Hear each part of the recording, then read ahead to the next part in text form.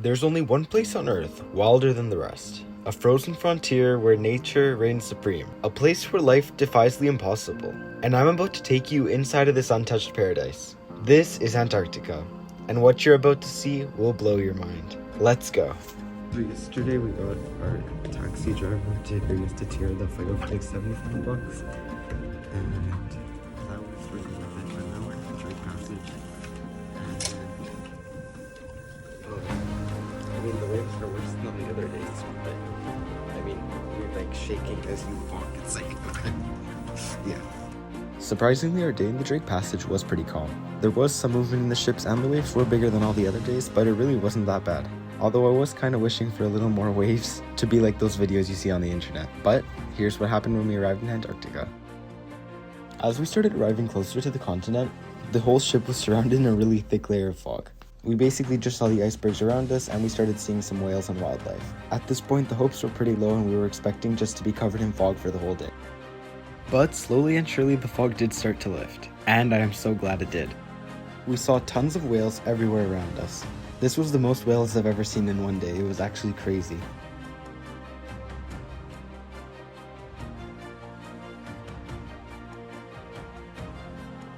We actually got really lucky with the wildlife. As you can see here, the whales literally went right under the boat.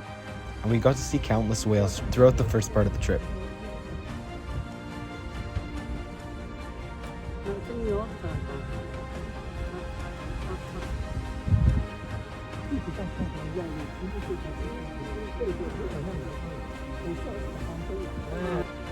At around lunchtime, the views actually did start opening up. We got little views through the clouds and it was really cool to start seeing the mountains.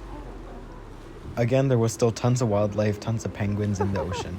Right hand side of the ship, you have two humpbacks coming down very close to the ship. Good chance to get a picture. I endorsed by Eros and that is care the barcode.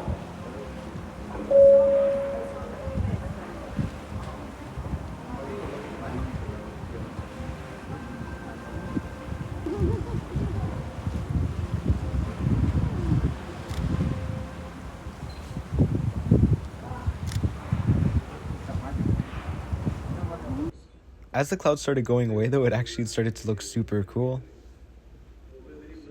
This was around 1 or 2 p.m. and some of these peaks really reminded me of the ones in Patagonia. Really cool spires and crazy glacier mountains here.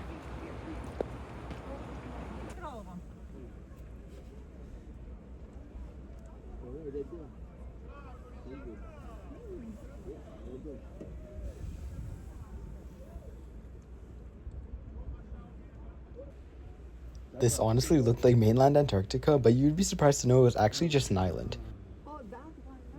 They look like a little bay that's very close to the ship.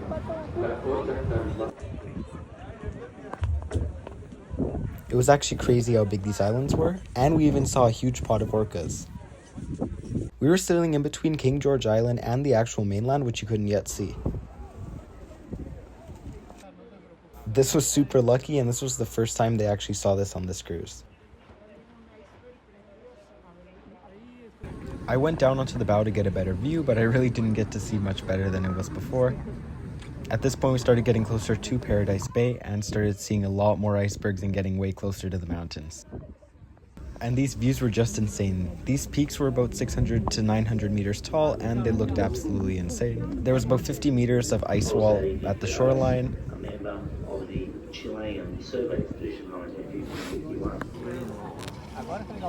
At this point, we started seeing insanely huge icebergs coming from the glaciers.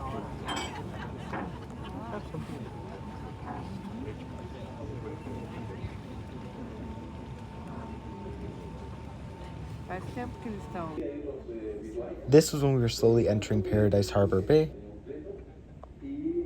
And the weather had actually gotten a little bit better at this point where we could actually see the mountains. It was so crazy to see glaciers everywhere and there were so many icebergs. It's crazy to think that 90% of this iceberg is underwater and we can only see the top 10% though.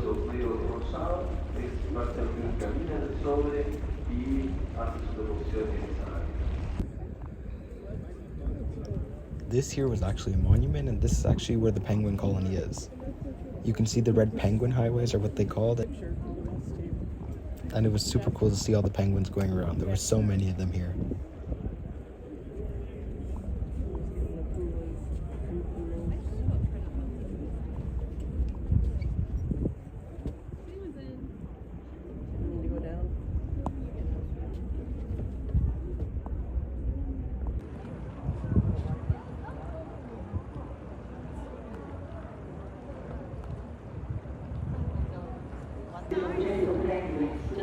And then on this iceberg passing right by us, there was these 3 penguins just walking around. It was super cool to see them super close up.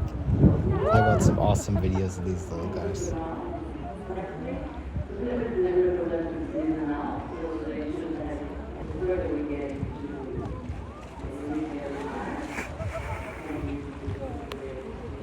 Yeah.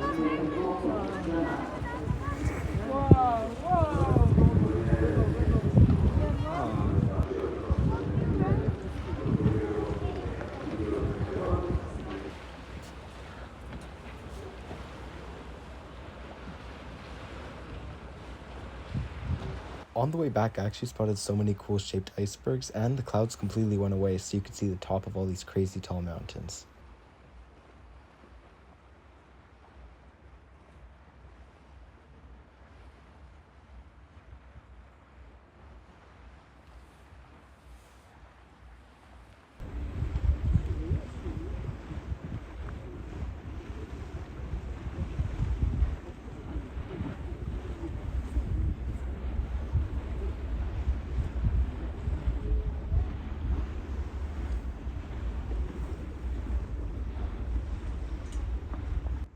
Since it was about 8 p.m., everyone actually went inside and started watching the shows or whatever entertainment they had available on that day.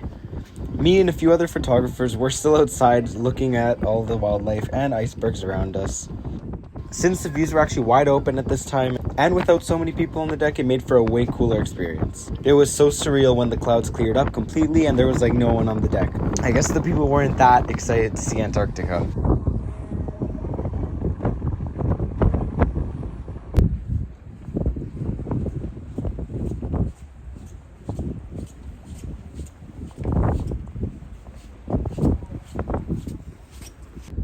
This is one of my favorite videos I took of King George Island. On the way back, you can see the valley and the insane glaciers covering these crazy mountains.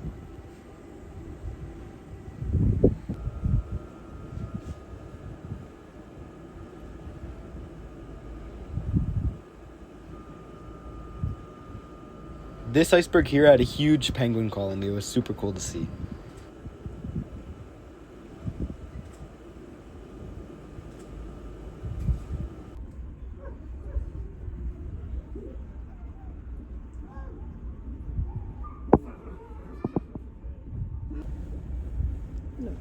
For some reason, watching the sunset here really reminded me of Denali National Park in Alaska. I'm not sure why, but it really did.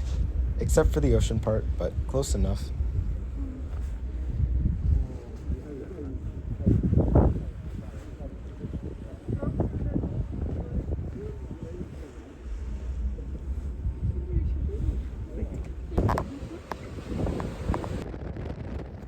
The next day on the Drake Passage, we had absolutely crazy weather.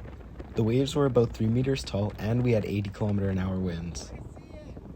This was the first sighting of Elephant Island, and I was literally the only one on deck. As soon as they made the announcement that the island was starting to be seen, everyone started coming up onto the deck, but I was the first one there because I was determined.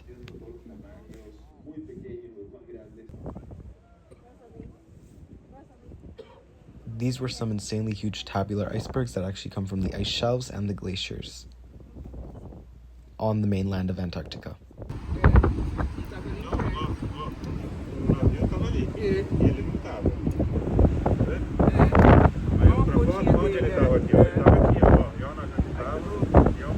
We got so lucky that the side of the island wasn't covered in fog, but right after the Cape Point, we were completely covered in fog, and it made such a cool effect on the way out. This was the last sighting of Antarctica that we saw. Overall, I thought the weather wasn't the best, but I was surprised to learn that actually we had pretty good weather compared to some of the other cruises, and we didn't get even rerouted.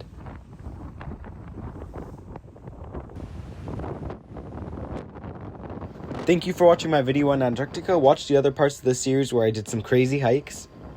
And subscribe for more.